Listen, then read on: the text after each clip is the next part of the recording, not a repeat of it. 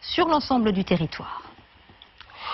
Nid de poule, racines déformantes, bas-côtés et glissants, les routes de France laissent à désirer. C'est le constat fait par 40 millions d'automobilistes qui a recensé 31 000 signalements de chaussées dégradées. Un vrai problème, puisque dans quasiment la moitié des accidents, l'état de la route joue un rôle. Céline D'Agostini, David Segal, Samuel Duhamel et Jérôme Bonnard.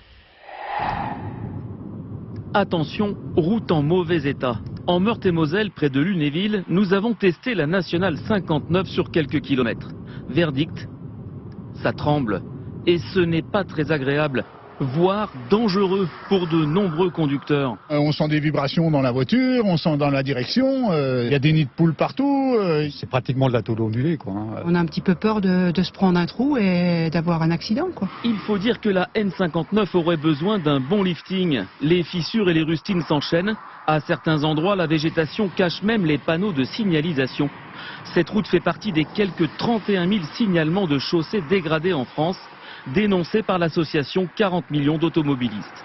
Parmi les plus fréquents qui seraient responsables de 1 accident sur 2, les nids de poules, comme ici en région parisienne, l'absence de marquage au sol, les fissures, les panneaux mal entretenus et même le risque d'aquaplaning à cause de mauvais revêtements. Dans ce petit village de la Somme, voilà ce qui arrive à chaque orage. Les habitants sont excédés, ils attendent toujours les travaux pour canaliser l'eau. C'est un problème qui date depuis déjà très longtemps. Et un jour, il peut y avoir un drame, hein. C'est certain. Problème, la baisse des dotations de l'État aux collectivités. Depuis 2011, ce sont 27% de crédits en moins pour l'entretien des réseaux secondaires, au détriment de la sécurité, comme le dénonce ce syndicat. Ce qui bloque aujourd'hui, c'est que les dotations ne sont pas effectives et quand il y a des arbitrages à faire au niveau des collectivités locales, malheureusement, le pas n'est pas fait vers la sécurité routière. Il y a d'autres postes qui sont jugés plus utiles.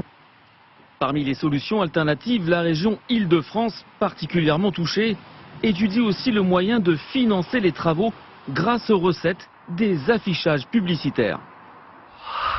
En ce long week-end du 11 novembre,